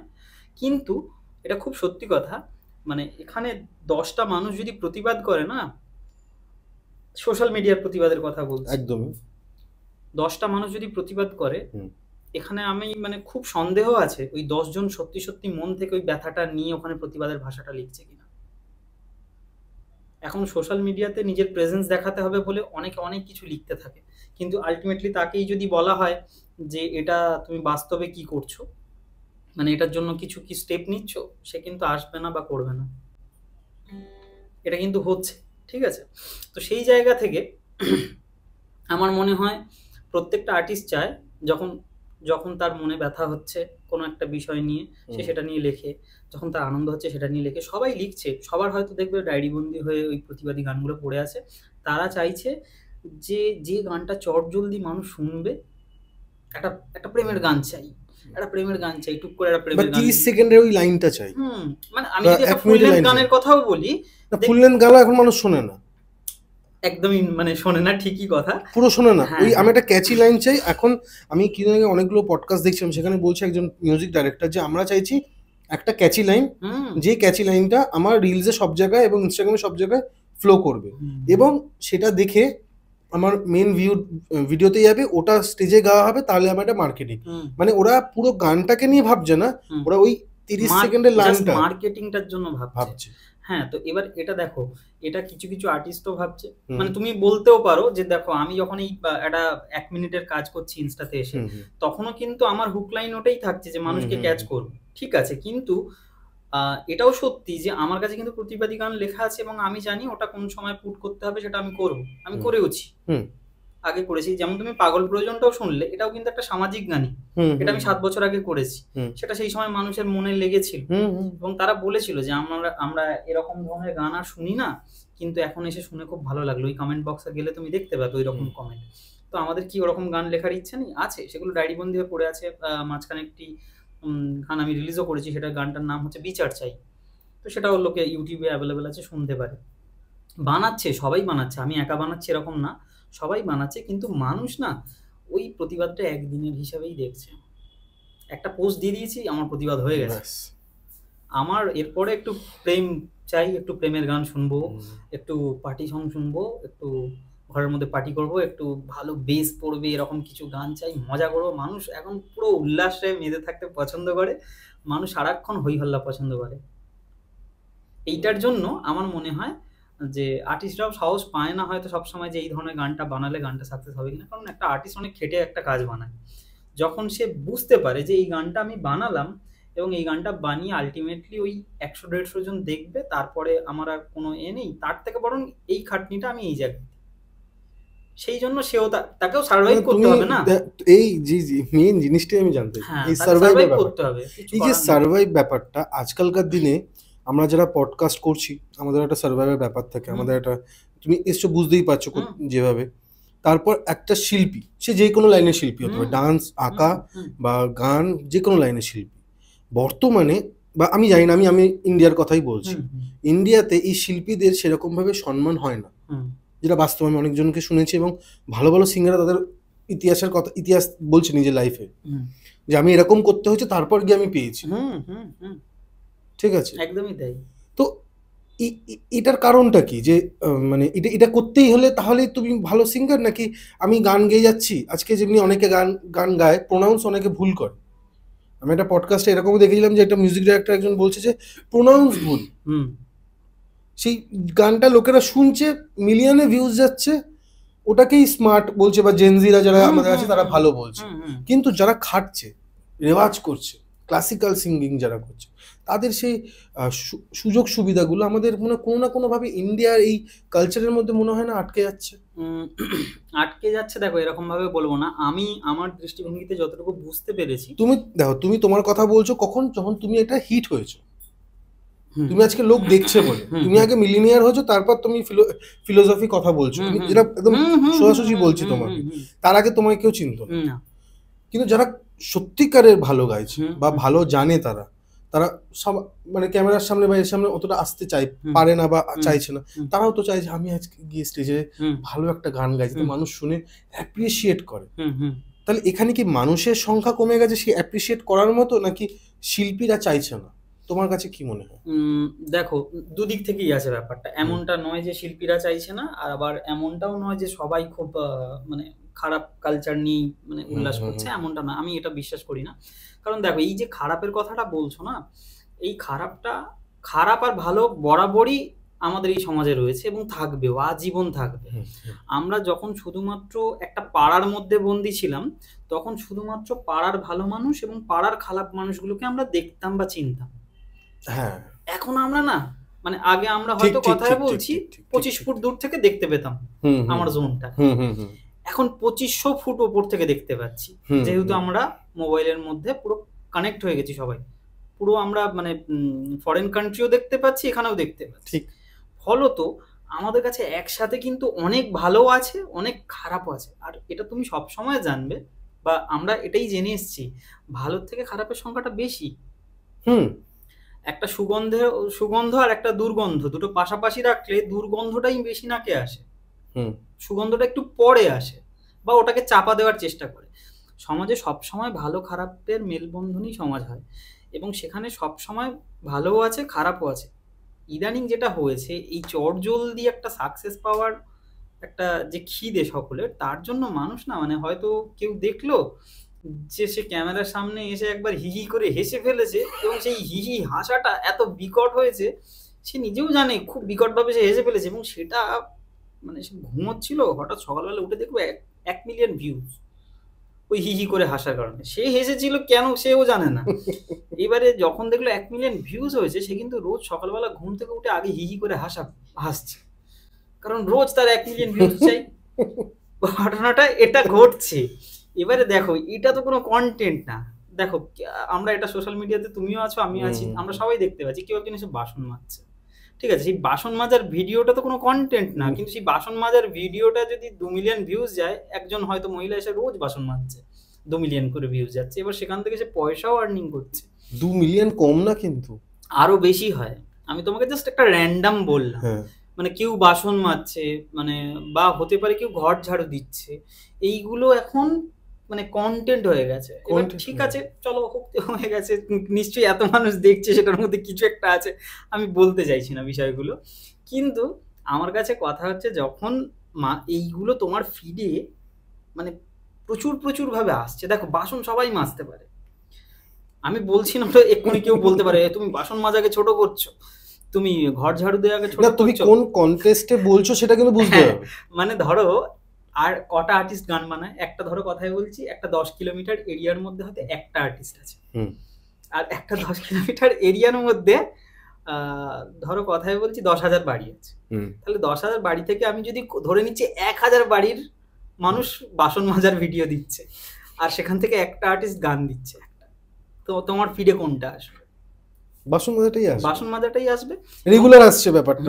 আর গান বাজনা করাটা একেবারেই ওইরকম নয় যে একটুখানি স্ক্রচ বাইট নিয়ে ঘষে দিলাম, ওটা তো বানাতে টাইমও লাগছে। একটা আর্টিস্ট সে কিন্তু রোজ বানাতে পারে না একটা গান হোক বা একটা যে ডান্স করছে, সে ডান্সের স্টেপটা তাকে তুলতে হয়, মিনিমাম 2-3 সপ্তাহ লাগে। যে একটা পেন্টিং করছে, তাকে তুলির টান শিখতে লেগে যায় বছরের পর বছর, তারপরে সে একটা ছবি কমপ্লিট করতে মিনিমাম 1 দিন লাগে, 2 দিন লাগে, এইভাবে হয় তো ব্যাপারটা। আর বাসন তুমি 3 বেলা মাজতে পারো, তুমি বলতেই পারো যে তুমি বাসন মাজাটাকে কেন এত বলছো, বাট আমি ফ্যাক্টটা বোঝানোর চেষ্টা করছি। দেখো, এটা কোনো না কোনো জায়গা থেকে কোনো না কোনো ভাবে তোমার একটা নিজের ফ্রাস্ট্রেশন কাজ করছে, যে একটা মানুষ পার ডে বাসন মাজার ভিডিও দিচ্ছে, আমি এত মেহনত করছি, আজকে সবাই চায়, আজকে তুমি খালি এটা ভাবছো না, সবাই চাই যে আমি সারাদিন মেহনত করি, আমার একটু লোক দেখুক, আমার এই কন্টেন্ট যেটা বানাচ্ছি সেটা যেন মানুষ ভালোবাসুক, এটা সবাই চাইবে। আর এই চাওয়াটা ভুল না, কিন্তু তোমার কাছে ওই জিনিসটা বেশি যখন চোখে পড়েছে, মানুষ ওটাতে বেশি ঝোঁক, কারণ ওটার মধ্যে এমন কিছু দৃশ্য দেখা যাচ্ছে যেটা ঠিক না। আমরা ওইভাবে সমাজকে দেখিনি, কিন্তু দেখো ওই তুমি আমি ভাবছি হয়তো ঠিক না, কিন্তু গোটা সমাজ ভাবছে এটাই ঠিক, এটাই ভালোই তো তারা দেখছে, এটাই ভালো লাগছে তাদের, সেই জন্যই তারা দেখছে। দেখো এবার তুমি তাদের দেখাটাকে কখনো অসম্মান করতে পারো না, আমি এটা খুব বিশ্বাস করি। তারা খারাপ দেখলেও আমি তাকে সম্মান করি, তার কারণ হচ্ছে তার ওটা হয়তো নিড হচ্ছে, সেই জন্য দেখছে। তার যখন ইচ্ছা হবে সে আমার গান শুনবে, সে না শুনলে না শুনবে, আমি তো পায়ে ধরে কাউকে গান শোনাতে পারবো না বা শোনাতে আসিও নি, বুঝতে পারছো? তো আমার কাছে কথা, তুমি যেটা বলেছিলে যে এইগুলো মানে হচ্ছে, তো আমার কাছে কথা যে তুমি যদি তোমার ফিডে 10টা এরকম ভিডিও দেখতে পারো, মানে দেখতে থাকো, তোমার কাছে হতেই পারে সেই একটা আর্টিস্টের গান চোখে পড়ছে না। এইভাবেই ব্যাপারগুলো ঘটছে, বুঝতে পারছো? যে ভালো ভালো খারাপের মধ্যে সবসময় খারাপটা এইভাবেই জিতে যাচ্ছে। কিন্তু তার মানে এই নয় যে দেখো প্রচুর মানুষ আছে যারা এগুলোকে জাস্ট ইগনোর করে, ঠিক আছে? ইগনোর করে তাদের ভালো কিছু শোনার ইচ্ছে হয় এবং তারা ঠিকঠাক জায়গায় এসে ঠিক খোঁজে। আমি জানি না আমি ওই ভালোর মধ্যে পড়ি না খারাপের মধ্যে পড়ি, কিন্তু আমি বানাচ্ছি রোজ। হ্যাঁ একদমই। আমি কিন্তু রোজই গান বানাচ্ছি এবং সেটা মানে রোজ হয়তো তোমার ফিডে আসছিল বলে হতে পারে আমি 50টা ভিডিও বানানোর পর তোমার 51তম ভিডিওটা তুমি আমার দেখেছো। হতে পারে যে মানুষটা আমার গানটা আজকে প্রথম শুনছে তার আগে আমি 100টা ভিডিও বানিয়ে ফেলেছি। ঠিকই বলেছো। হ্যাঁ, এবার এই ক্ষেত্রে না ওই যে তুমি বললে না যে মানুষ চাইছে না, না আর্টিস্ট চাইছে না, আর্টিস্টও কোনো সময় চায় না। মানে হয় না, মানে দেখো গান বাজনা তো এরকম না এক্ষুনি একটা গান আমাকে ঘড়িতে 1টা বাজে এক্ষুনি গান করতে হবে, এটা তো হয় না। একটা আর্টিস্টের এটা হয় যে রাত্রির 1টা বাজে বা সে হয়তো রাত্রির 1:45 বাজে, তার শুয়ে থেকে মনে হচ্ছিল যে আহা এই সুরটা খুব ভালো, একটা গান গাই। এটা আর্টিস্টদের ন্যাচারাল ব্যাপার। বা একটা হতেই পারে দেখবে যেটা মানে একটা স্বাধীনতা থাকে। হ্যাঁ হ্যাঁ হ্যাঁ, মানে ইন্ডিপেন্ডেন্টলি আমি ভাবতে পারবো। এগুলো তো একটা ভাবনা যেটা আমি গানের মাধ্যমে প্রকাশ করছি। তো ভাবনা তো এরকম নিয়ম করে ঘড়িতে মানে অফিস টাইমের মতো করে আসে 9 to 5, হ্যাঁ এরকম ভাবে আসে না। এবারে বিষয়টা যেটা দাঁড়াচ্ছে কি বলতো, একটা আর্টিস্টের খেয়াল হলে, এটা ম্যাক্সিমাম সবাই করে, আমিও করতাম একটা সময়, যে খেয়াল হচ্ছে একটা গান দিয়ে দিই, ফেসবুকে দিয়ে দিই, বা আজকে 3 মাস ধরে হ্যাঁ 3 মাস ধরে কিছু দেওয়া হচ্ছে না আমার ইউটিউবটায়, ওটা রিচটা ডাউন হয়ে যাবে, একটা গান করি, বা একটা ভাবনা এসছে ভালো, সেটা করা ছিল আমি সেটাকে দিলাম। দেখো এইভাবে হবে না। যদি তুমি এইখানে গান বাজনাটা করতে আসো বা তুমি এখানে নিজের আর্টটা প্রেজেন্ট করতে আসো, তোমাকে রোজ করতে হবে, রোজ করতে হবে। মানে এটা এমনটা নয় যে তুমি মানে কোনো কম্পিটিশনে নেমে গেছো, কিন্তু এই রোজ প্র্যাকটিসটা করতে হবে এবং সেটা তোমাকে দেখাতেও হবে। মানে সেটা হতে হতে তোমার হয়তো, কথাই বলছি, যদি তুমি এখানে করতে চাও একদম, মানে তুমি সেটা তো বুঝতেই পারছি, কারণ তুমি যে প্রথম কথা বাংলা ভাষা এই পশ্চিমবঙ্গ বা বাংলাদেশেই থাকবে, এটা বাইরে যাবে না। গেলে কিছু সংখ্যক মানুষরা বাইরে দেখে, কিন্তু তোমার এই যে তুমি যে কথাটা বলতে চাইছো, তুমি বা তোমার মতো শিল্পীরা অনেকেই এসে বলেছে এরকমই, কথার ভাষা আলাদা হতে পারে বা ইয়ে হতে পারে, কিন্তু মানেটা একই দাঁড়ায়। তো সেখানে দাঁড়িয়ে না মানে মাঝে মাঝে তোমার জায়গা থেকে, আমি তোমার জায়গা থেকেই তোমাকে জিজ্ঞেস করছি, মনে হয় না যে না এটা ঠিক উচিত না? মনে হয় তো, এই জন্য আমি গান গাইনি, এই জন্য আমি আমি আমি এই স্ট্রাগলটা করছি না। দেখো মানে এটা যেরকম তুমি যে কথাটা বললে, এটা আমার কেন প্রত্যেকেরই মনে হয়, যারা আমরা এইভাবে করছি তাদের প্রত্যেকেরই মনে হয়। কিন্তু একটা কথা বলো, আমি আজকে গান বাজনা করবার জন্য নিজেকে এই জায়গাতে দেখছি যে আমি গান বাজনাটাই করব, ঠিক আছে? কিন্তু আমি সেটা করতে এসে আমি সারাদিন হয়তো শুয়ে বসে কাটিয়ে দিচ্ছি, আমার মনে হচ্ছে কখন ভাবনা আসবে তখন একটা গান গাইবো, বা কখন একটা ভাবনা আসবে তখন একটা তুলি টান দেবো কাগজে। কিন্তু এটা ভাবতে মানে সবাই তো তোমাকে ওইভাবে মনে রাখ, ওই যে বললাম আমাদের কাছে প্রচুর অপশনস, তুমি যখন করছো না তখন অন্য কেউ করছে। তুমি আজকে বসে যেটা ভাবছো, মানে আমি যে ধরনের যেভাবে কন্টেন্ট বানাই, ওটা আমি সত্যি কথা বলতে বাংলাতে কিন্তু আমি দেখিনি, বা আমি যখন বানাচ্ছিলাম মানে তখন আমি জানতামও না যে এরকম কেউ বানায় কিনা। আমি বানানোর পর অনেককে চোখে পড়েছে, সেটা বাংলা নয়, সেটা হিন্দিতে। কিন্তু এখন বাংলাদেশ সবাই ওইভাবেই একটা কিছু ফলো করছে। যদি আমি এবার আমি বলছি না এটা হতে পারে তাদের মাথা থেকেই এসছে, তারাও আমার ভিডিও দেখেনি, ঠিক আছে? কিন্তু এই যে ঘটনাটা আমি বলতে চাইছি, যে তুমি যখন ভাবছো না তখন অন্য কেউ একদম সেম জিনিসটাই ভাবছে, ঠিক আছে? তুমি যদি আজকে না বলতে পারো, তোমার কথাটাই অন্য কেউ বলবে তার মতো করে, মানুষ সেটাই শুনবে। আজকে তুমি বঙ্গাইকে আমরা সবাই চিনি, রোস্টিং কালচারটার সাথে আমরা সবাই পরিচিত, যেভাবে ও ভিডিওগুলো বানাতো। তো ও কিন্তু প্রথম ভেবেছিল এবং প্রথম ভেবেও চুপ করে থাকেনি, ও কাজগুলো করছিল বলে আজকে ও নাম্বার 1 ইউটিউবার, তাই তো? সবাই ওকে ওইভাবেই চেনে, নাম্বার 1 রোস্টার হিসেবে। তারপরে প্রচুর ক্রিয়েটার এসছে যারা কিনা সেগুলো বলছে। ওরাও কিন্তু এমনটা নয় যে হয়তো, এমন অনেকেই হতে পারে যে বঙ্গের আগে ভেবেছিল কিন্তু করেনি। হ্যাঁ ঠিক আছে, ঠিক ঠিক। আবার অনেকে এসছে আবার চলেও গেছে। হ্যাঁ এসছে চলেও গেছে, বা সবাই চলে গেছে, বা সবাই চলে যাবে, আবার নতুন কোনো ভাবনা আসবে। কিন্তু যারাই আমরা কাজ করছি তাদের সবাইকে এটা মাথায় রাখা উচিত, আমি যখন একটা কিছু ভাবছি মানে অ্যাট দ্য সেম টাইম আরো 100টা মানুষ ভাবছে। তুমি যদি করতে পারো তো করো, তোমার যদি শুধু ভাবনা আসার অপেক্ষায় তুমি বসে থাকো, মুড আসার অপেক্ষায় বসে থাকো, তাহলে হবে না। তা তোমার আগে করবে, তখন তুমি ঘরে বসে বসে ভাববে, ইস এটা তো আমি ভাবছিলাম, মানুষ এই ভাবনাটাকে এত পছন্দ করলো। এই যে গান হিট হচ্ছে আমরা বলছি, গান কি একটা ভাবনা, একটা ভাবনা। তো সেই ভাবনাগুলো ভাবলে বন্দি রেখো না, করতে থাকো আর রোজ করো। মানে ঠিক আমি এটাকে মানে সিরিয়াসলি যখন আমি এখন একটু মানে নিয়ম ছাড়া কাজ করছি, কারণ হয়ে উঠছে না, সব সময় পসিবল না। কিন্তু এমনও হয়েছে আমি গাইতে পারছি না, আমার মানে প্যারাসিটামল খেয়ে আমাকে কাজ করতে হচ্ছে, এরকম ভাবেও হয়েছে। মানে এটা এটা এটা দেখো, এটা বিশেষ কিছু ব্যাপার নয়, আমাকে রোজ ওই কন্টিনিউটা করতে হবে বলে আমি করেছি। আমি টানা 3 মাস কাজ করেছি, একদিনও গ্যাপ দিইনি, টানা 3 মাস। 3 মাসে যদি আমি মানে রাউন্ড ফিগারে 90টা দিন ধরি, আমার 90 দিনে একটা দিনও গ্যাপ ছিল না। এবার তার মানে এমনটা নয় তুমি এসে কিছু একটা বলে দিলে সেটা হয়ে গেল, সেটা নয়, ভেবে চিন্তেই করতাম। তো তোমার তো এখন হয়েছে তোমার কাছে। না, ওটা তুমি এখন দেখছো, দেখছি, আরো ভাবছিলাম, আরো তুমি তো বলেছো 12 বছর ধরে তুমি সাধনা করছো, কিন্তু তুমি একটা জিনিস বলো, তুমি প্রথমে তাহলে নিজের কি করে চালাতে? আমি মানে আমার চালাতে বলতে মানে সোজা কথা, তুমি টাকা কোথা দিয়ে পেতে যাতে তুমি এটা নিয়ে? আমি একটা সময় দেখো জব করতাম, ঠিক আছে, জব বলতে একটা প্রাইভেট কোম্পানিতে আমার ওখানে জব করতাম। তো দেখো, পড়াশোনা শেষ করার পরে সবাই আমরা মধ্যবিত্ত ঘরের যারা ছেলে, গরিব মধ্যবিত্ত ঘরের ছেলে, তাদের পরিষ্কার তারা জানে এবং বাড়ির লোকও জানে যে জব করতে হবে, জব করলেই খাওয়া হবে, নাহলে হবে না। তো সেটা আমার মাথাতেও ছিল, আমি নিজেও জানি না আমি কেন পড়লাম, কোথায় জব করবো, কিচ্ছু জানতাম না, কিন্তু করছিলাম। হয় না, মানে তোমাকে একটা কিছুতে ফিট হতে হবে বলে কিছু একটা শিখে নিয়েছো, সেটা নিয়ে তুমি করছো, ওরকম ভাবে আমিও চালাচ্ছিলাম, চলছিল, এবং প্যারালালি গানটাও চলছিল আমার, ঠিক আছে। তো গান বাজনা করে মানে এমনটাও হতো যে আমি আমার লাইভ শোজগুলো বেশিরভাগ হতো ওই পূর্ব মেদিনীপুরের দিকে, ঠিক আছে। তো ওদিক থেকে মানে বাড়ি ফিরতে কিন্তু আমার মানে রাতে শো শেষ করে বাড়ি ফিরতে ফিরতে আমার সকাল হয়ে যেত, ভোর হয়ে যেত, এবং সকালবেলা এসেই আমাকে হয়তো না ঘুমিয়ে অফিস চলে যেতে হতো। এবার অফিসে গিয়ে স্বাভাবিকভাবে না, আমি আগের দিন স্টেজ পারফর্ম করেছি, সেটার একটা ইয়ে গেছে, এবং ঘুমোইনি সারা রাত, এসে হয়তো অফিসে ঘুমাচ্ছি, এরকম হয়েছে। এবার দেখো, তবু আমি বলবো, আমি যখন যেখানে কাজ করেছি কখনোই সেটা মানে একদম ফাঁকিবাজি করে করিনি, সবসময় নিজের ভেতর থেকে চেষ্টা করি। আমি যখন যেটা, তারাও কি কোনো প্রবলেম দিত? বা তারা যে অবশ্যই, তুমি একটা জায়গায় কাজ করছো, সে তোমাকে ঘুমানোর জন্য কি অফিস ডাকে নাকি?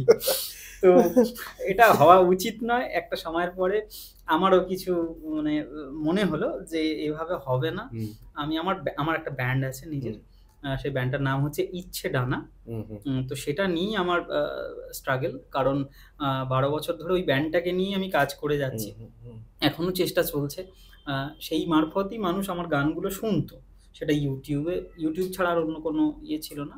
আমাদের ওখানকার কিছু লোকাল টিভি চ্যানেলস ছিল, তারা চালাতো, এইভাবে আমার হচ্ছিল। এবং আমার যেহেতু তোমাকে বললাম যে 7-8 বছর আগে ওই গানগুলো খুব পপুলার হতো, এবং ওই 7-8 বছর আগের মিলিয়ন মানে সেটা এখনকার ভাইরালের থেকেও অনেক বেশি, অনেক বেশি। হ্যাঁ, তো সেই ব্যাপারটা তখন হওয়াতে একটা সুবিধা হয়েছিল গিয়ে, আমাদেরকে প্রচুর মানুষ চিনতে শুরু করেছিল, বিভিন্ন জায়গা থেকে আমাদের ওখানে নাম্বার পুট করা থাকতো, ওই নাম্বার থেকে আমাদের কাছে শো এর জন্য কল আসতো। মানে যেটা আমাদের ড্রিম ছিল যে আমরা নিজেদের ব্যান্ড আমরা শো করতে যাব, এবং শো করলে দেখো ঠিকঠাক টাকা পয়সা পাওয়া যায়, যদি তোমার একটা রেকগনাইজেশন হয়ে যায় তো। আর যদি না হয় তাহলে সেই পায়ে ধরে লুচি আলুর দমের বদলে গান গাইতে হয়। এটা যারা করে তারা জানে, হ্যাঁ করতে হয়, কিন্তু পায়ে ধরে করিনি কাউকে। মানে এরকম প্রচুর মানুষ অ্যাপ্রোচ করেছে যে আসবি একটু টিফিন দিয়ে দেবো, গাইবি। এটা সবাই মানে সবার সাথে হয়, প্রত্যেকটা আর্টিস্টের সাথে হয়। দেখো এবার আমি, তোমার কি মনে হয় সেখানে গাওয়া উচিত কি উচিত না? একটা টাইম পর্যন্ত উচিত, তারপরে উচিত না।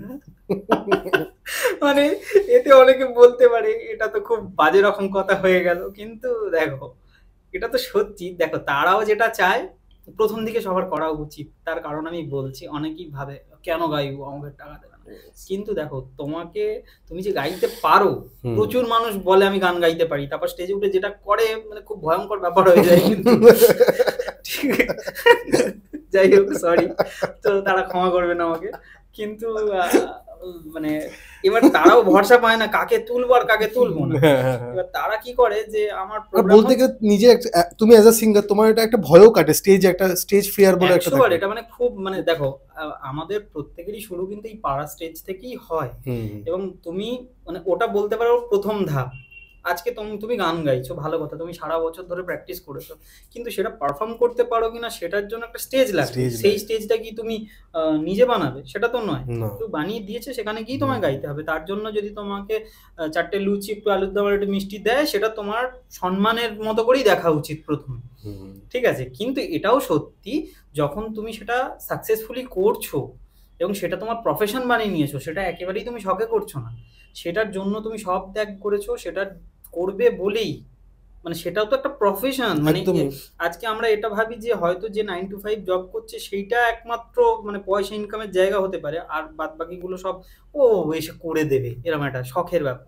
এরম ব্যাপার তো নয়, না। দুটোই সম্মানীয় জিনিস এবং দুটোর জন্য প্রপার একটা ভ্যালু হয়, সেটা সেটা দিতে হয়। হুম, হুম। এবার ধরো যে প্রফেশনালি কাজ করছে অলরেডি সবকিছু ছেড়ে ছুড়ে দিয়ে, সে কোনো জব করে না, সে শুধুমাত্র গান বাজানো সেটা শিখিয়ে হোক, সেটা নিজে গিয়ে হোক আর্ন হুম। করার চেষ্টা করছে, তাকে যদি তুমি মানে তার হয়তো এই ওকেশনগুলোতে তার ডেটস থাকে, তাকে হয়তো সপ্তমী অষ্টমী নবমী বুক, তাকে হয়তো পাড়া থেকে গিয়ে বলো ষষ্ঠীটা তো ফাঁকা আছিস, একটু করে দিস, এটা যদি বলে, তাহলে তার মানে যারা বলতে আসছে তারা যদি জানে যে ও এখনো পর্যন্ত সেই জায়গাটা পায়নি, ওকে আমরা স্টেজ দেওয়ার জন্য, আমরা ওর ভালো করার জন্য আসছি, প্লাস আমাদেরও একটা মানে ওই হুম। গ্যাপটা মিটে গেল, তাহলে এটা ফেয়ার, মানে এটাও একটা কোলাবোরেশন বলতে পারো। কিন্তু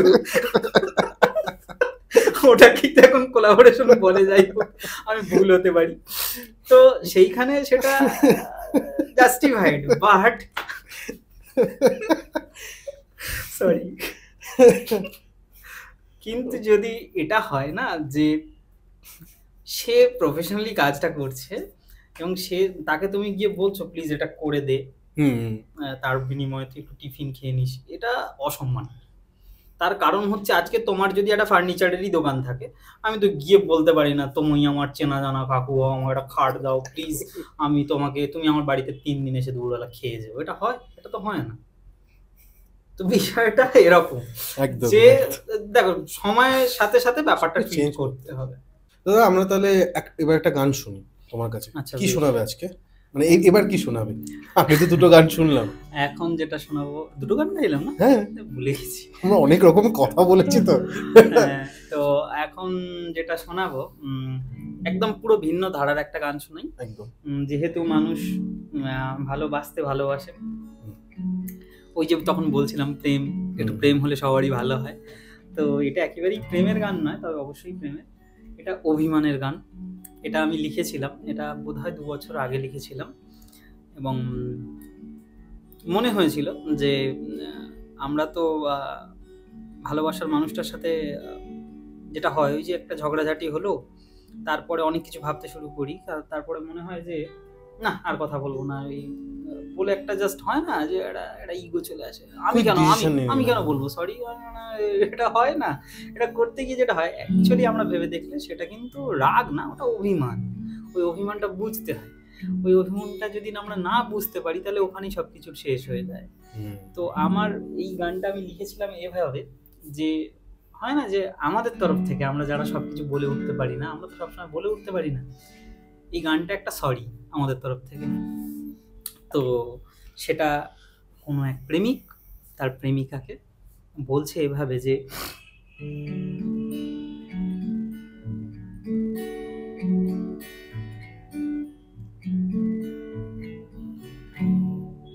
যদি ভুল করি ক্ষমা করো শোনো হে প্রিয়, কান্না ভেজা রাতে খবর দিও।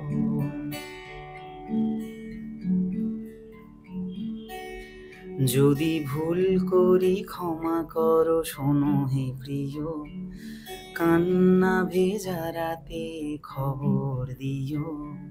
যেখানে মন খুলে সব বলা যায়, সেখানে পাশেই পাবে চিরদিন আমায়।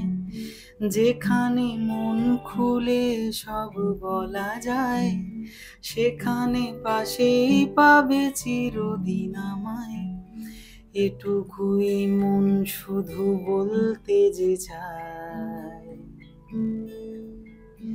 এত অভিমান জমিয়ে রেখো না, এইভাবে সবটুকু শেষ হয়ে যায়, না বলা কথার কালো মেঘ ঘনালে, না বলা কথার কালো মেঘ ঘনালে, শীতল হাওয়া শেষে ঝড় বয়ে যায়।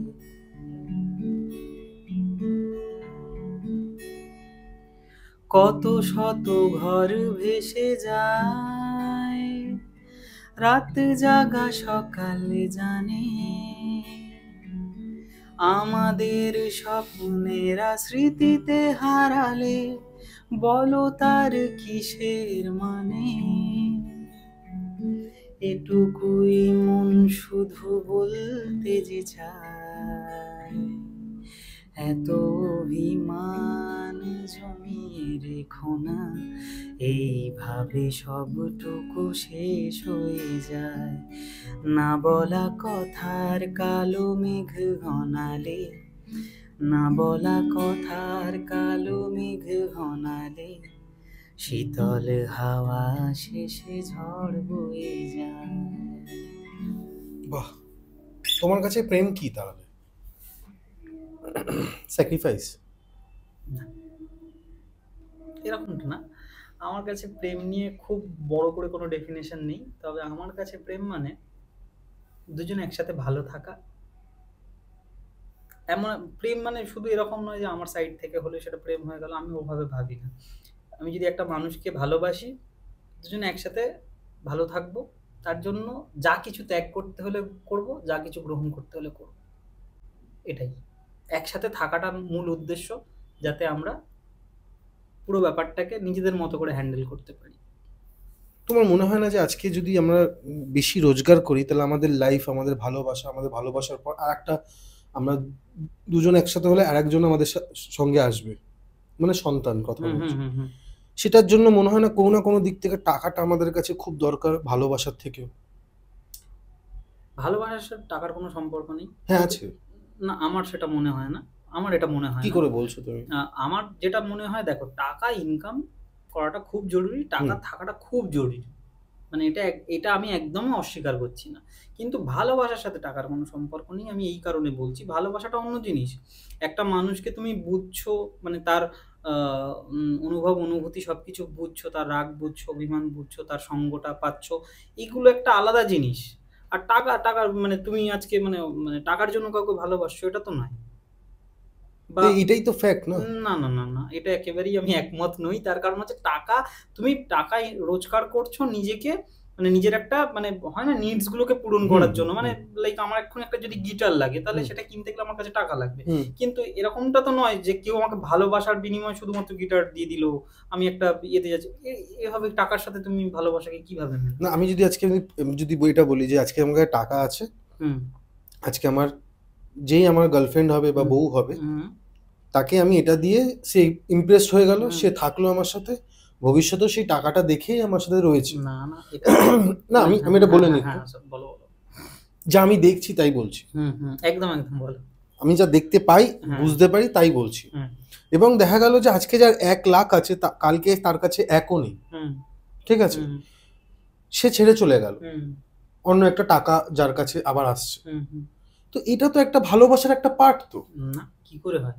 মানে একটা মানুষ তোমার 1 লাখ টাকা ব্যাংক ব্যালেন্স দেখে তোমাকে ভালোবেসেছিল? হ্যাঁ, বেসেছিল।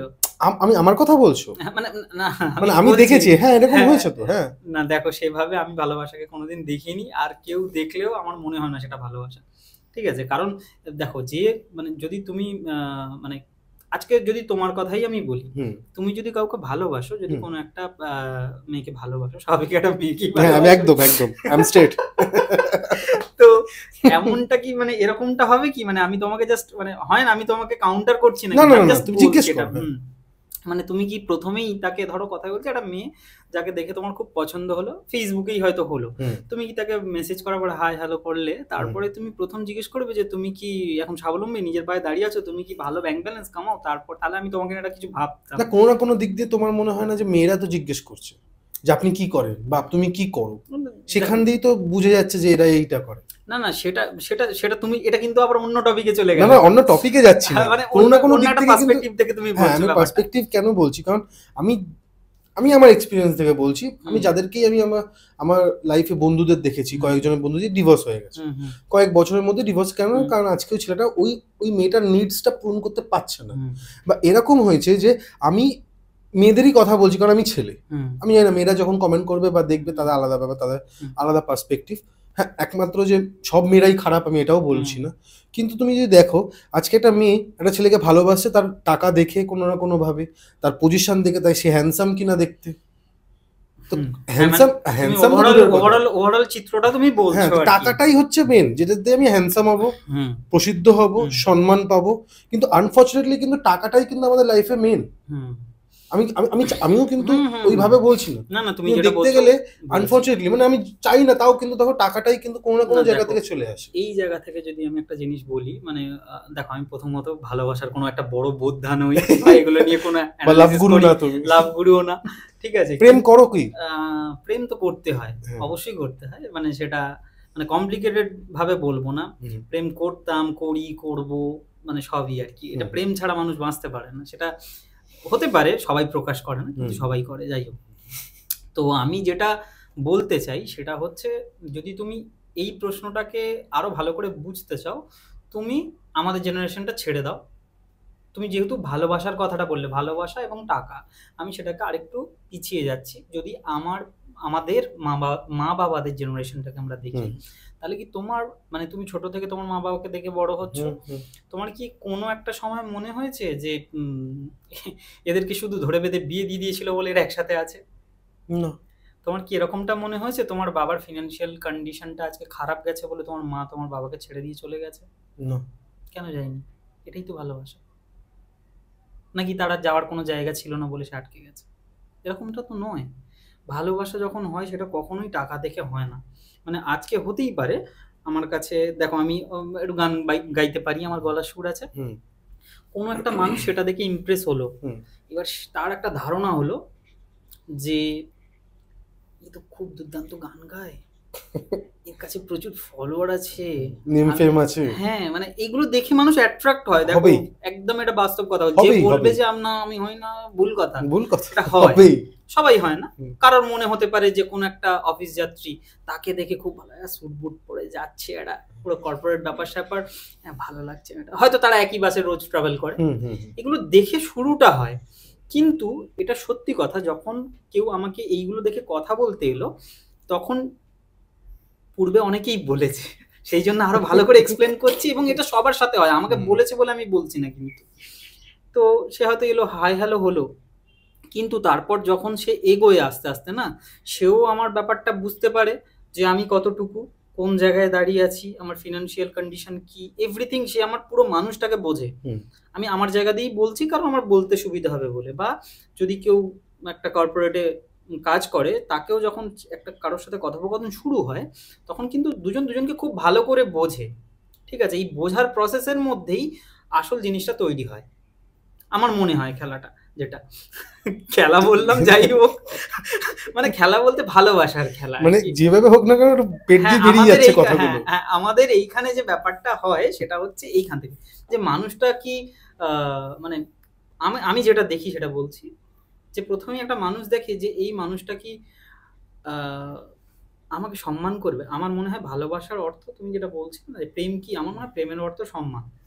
এই মানুষটা কি আমাকে সম্মান করবে, এটা সব থেকে বড় জরুরি। কারণ সম্মান পাবো কি না, এইটা যদি না হয় না, পরে ওটা গিয়ে মানে আলটিমেটলি দুটো রাস্তা আলাদা হয়ে যায়।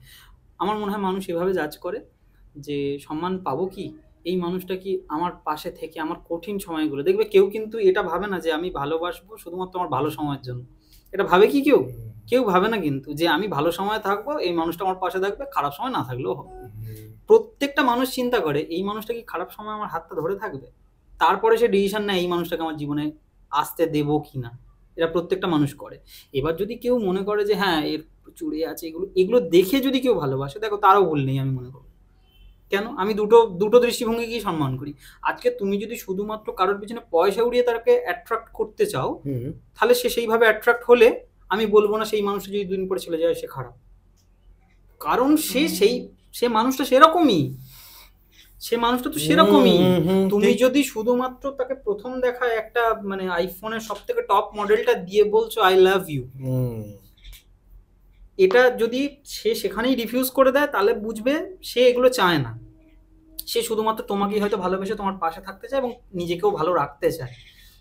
এবার তুমি যদি সেইগুলো দেখিয়ে তাকে অ্যাট্রাক্ট করো বা সবাইকে দেখাতে থাকো কে আসবি আয়, তাহলে যে সেটার প্রতি অ্যাট্রাক্ট হচ্ছে সে তো পরবর্তী কালে চাইবেই যে আমার একটা থাইল্যান্ড ট্রিপ হোক আমাদের অ্যানিভার্সারিতে, বা আমার একটা এখানে একটা Villa বিশাল বিশাল বড় ফ্ল্যাট হোক, সে চাইবেই, সেখানে তার ভুল নেই। এবার তুমি যদি তাকে সেইগুলো দেখিয়ে দিয়ে এখন বলো আমার তো কিছু নেই, আমি পাচ্ছি না, তুমি প্লিজ থেকে যাও, তো সে তো প্লিজ থেকে যাওয়ার জন্য আসেনি, তুমি তাকে সেগুলো দেখিয়ে অ্যাট্রাক্ট করেছো। তুমি প্রথমে তাকে নিজেও সেই জায়গাটায় উঠছিলে এবং ভাবছিলে ওখানে এই তো। এসে আমি বুঝে নেবো, লড়ে নেবো, আর যখন তুমি এ পড়েছো তখন তাহলে সে থাকবে কেন, সেও চলে যাবে।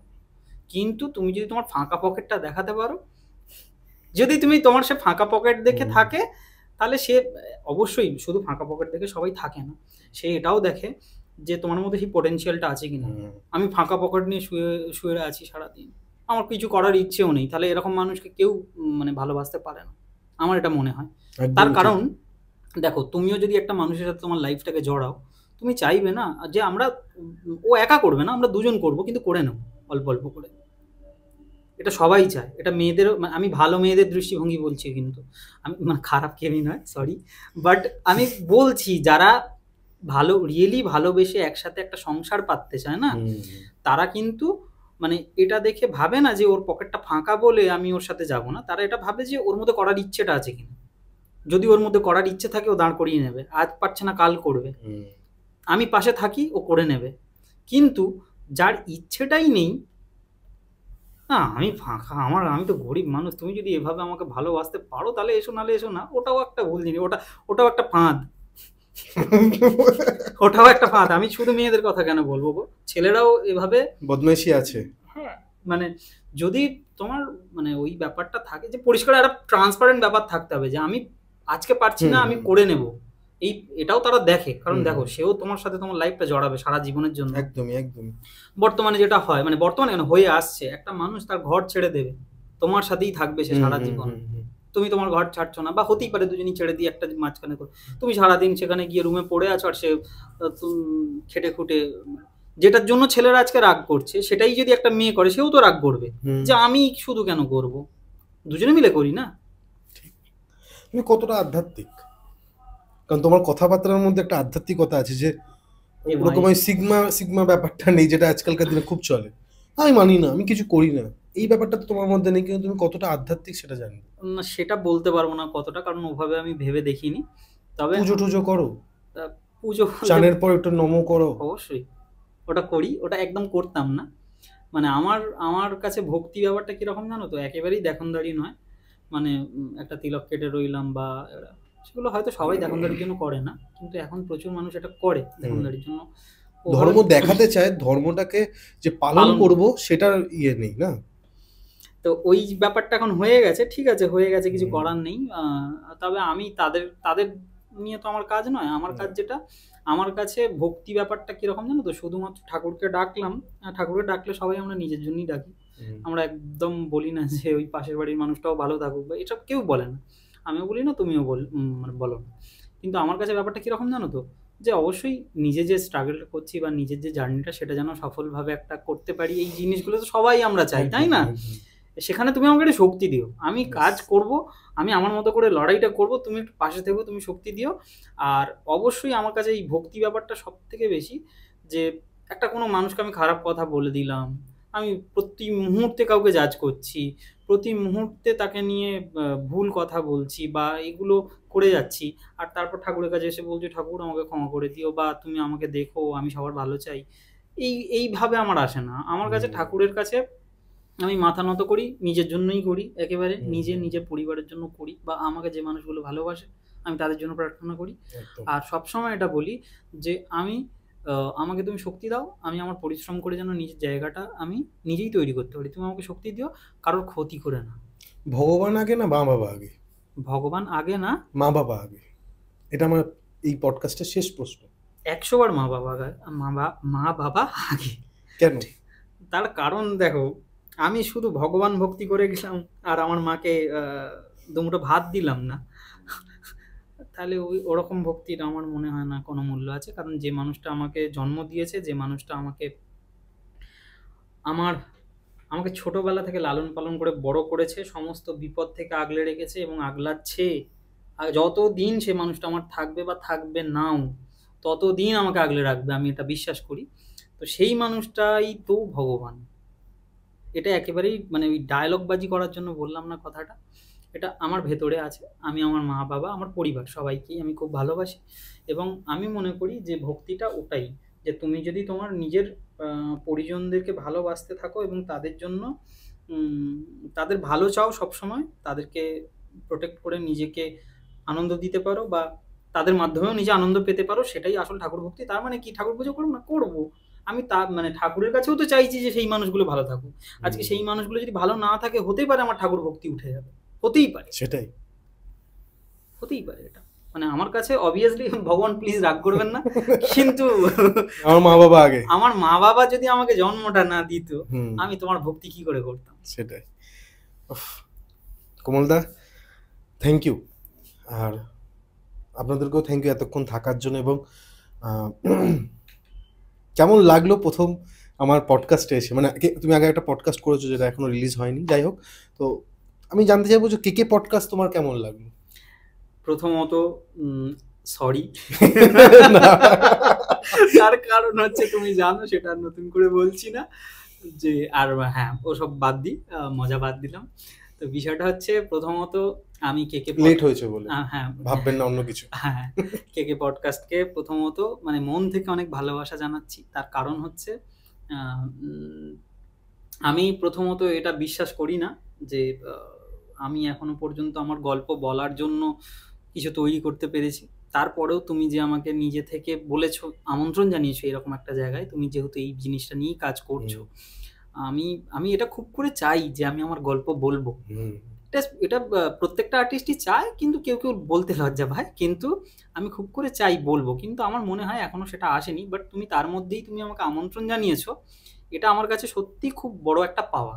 এবং আমাদের কথাবার্তা কিন্তু অনেক দিন আগে থেকে হচ্ছে, অনেক দিন আগে থেকে। মানে আমি অ্যাকচুয়ালি পডকাস্ট নিয়ে তোমার সাথে আরেকজনের সাথে, মানে তোমার সাথে কথা বলার আগে আরেকজনের সাথে কথা বলেছিলাম, আরো দুজনের সাথে, কিন্তু তাদের সাথে কোনোভাবে বিষয়টা হয়নি। কিন্তু তুমি যখনই বলেছিলে, আমি প্রথম থেকেই চেয়েছিলাম যে আমরা বসবো, কথা বলবো। মেসেজটা তোমার খুব ভালো লেগেছে।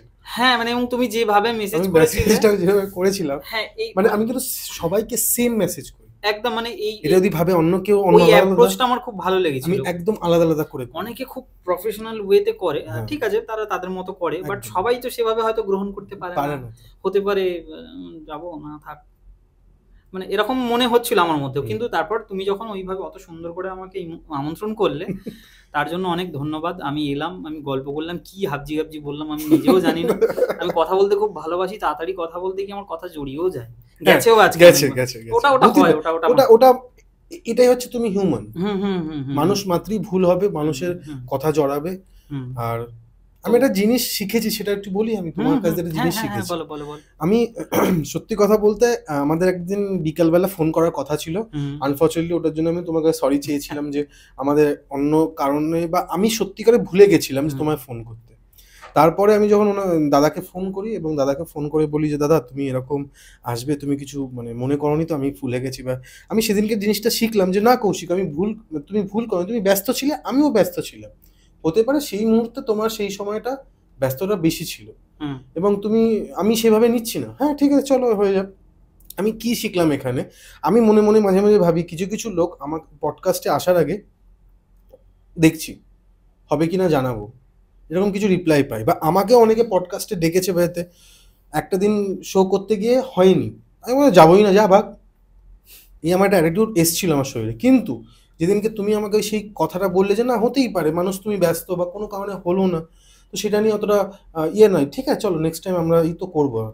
আমি আজকে শিখলাম, কিন্তু তারপর থেকে আমি ঠান্ডা হয়ে গেছি, না আমি কি অ্যাটিটিউড কাকে দেখাচ্ছি, আমি সেদিনকে শেষ হয়ে গেলাম। মানে সেই কথাটা, আর এটার জন্য আমি তোমাকে খুব ধন্যবাদ জানাবো। আর শেষে গিয়ে একটা গান দিয়ে আজকে আমি শেষ করবো আজকের অবশ্যই অনুষ্ঠান। অবশ্যই। তবে ওই তুমি যখন বললে কথাটা, আমি জাস্ট আর ছোট্ট করে একটুখানি বলে নিই। সেটা হচ্ছে যে আমিও এরকমভাবেই শিখেছি যে আমি যেটা করতে এসছি সেটার জন্য যদি আমাকে কেউ ডাকছে না, যতদিন ডাকছে যেভাবে পারো চলে যাও। কারণ যদি আজকে আমাকে মানুষ না ডাকে, আমার কথা আমার কথা শুনতে হবে না, আমার গান যদি না শোনে, তাহলে আমার মানে আলটিমেটলি আমার তো কোনো উদ্দেশ্য থাকবে না। আমি গান বাজনা করতে এসেছি এবং মানুষ যদি আমার দুটো কথা শোনার জন্য কেউ আমাকে আমন্ত্রণ জানায়, আমি নিজেকে অনেক ভাগ্যবান মনে করব। তার কারণ হচ্ছে তুমি আমাকে এভাবে আমন্ত্রণ কে জানাচ্ছে আর কে জানাচ্ছে? অনেকেই ভাবে যে হয়তো একটু চেপে দিলে দরটা বেড়ে যাবে। ঠিক আছে, আমার এখনো বাড়ানোর সময় আসেনি এবং ভগবান করুক যাতে না আসে কোনোদিন। আমি যেন এভাবে সবাইকে বলতে পারি, ওইটুকু ফ্রি সময় যেন থাকে সবারই। এতটা ব্যস্ত হওয়ার দরকার নেই। আর পৃথিবীতে কেউ কারো ব্যস্ত না, কিন্তু ওই আর কি। প্রয়োজনে মনে থাকে। একদম। কি গান শোনাবো? যেটা তোমার মনে হয়, যেটা তোমার খুব মানে খুব কাছের মনে হয়। এরকম গান অনেক আছে, কিন্তু আমি যেহেতু সব নিজের গানই শোনালাম, আর একটা নিজের গানই শুনিয়ে দিই। এই গানটা খুব একটা মানুষ মানে ইয়ে করেনি, কি বলে, ভিউজ টিউজ হয়নি, বাট ঠিক আছে, গান তো গান, একটা ভাবনা। তো যারা ভালোবাসার পর খুব ভেঙে পড়ে এবং এটা ভাবে যে হয় না, দেখবে সত্য সত্য ব্রেকআপ হওয়ার পরে বেশ কিছু মাস ধরে এইটা মাথায় চলে, ও কি আমার খবর নেবে, ও বোধহয় আমার কথা ভাবছে, ও বোধহয় একদিন একটা ফোন করবে, এসবগুলো চলে। এবং সেই আশাতে না ওই 6-7টা মাস কাটে, একটা কারো 6-7 মাস, কারো 6-7 বছর, কারো সারা জীবন। তো তাদেরকে আমি 2-4টে কথা বলতে চেয়েছিলাম, আলটিমেটলি নিজেকে বলতে চেয়েছিলাম, সেটাকেই। তুমি ভালোবেসো জেনে শুনে, তুমি ভালোবেসো জেনে শুনে, তারে না পেলে জীবনে ভালো থেকো বলে মেনে নিও মনে মনে, তারে মেনে নিও মনে মনে, তুমি ভালোবেসো জেনে শুনে। এবার ওদের কথাটাই বলছি। ওরা স্মৃতিতে ভাসে না, অতীতে ফেরে না, নীরবে কাঁদিয়ে যায়। ওরা খবর রাখে না, অশ্রুধারা কিভাবে শুকিয়ে যায়। ওরা স্মৃতিতে ভাসে না, অতীতে ফেরে না, নীরবে কাঁদিয়ে যায়। ওরা খবর রাখে না, অশ্রুধারা কিভাবে শুকিয়ে যায়। তুমি চেয়েও না ও পথ পানে, সে না এলে জীবনে যন্ত্রণা বুকে থেকে যাবে আনমনে। তুমি চেয়েও না ও পথ পানে, তুমি ভালোবেসো জেনে শুনে।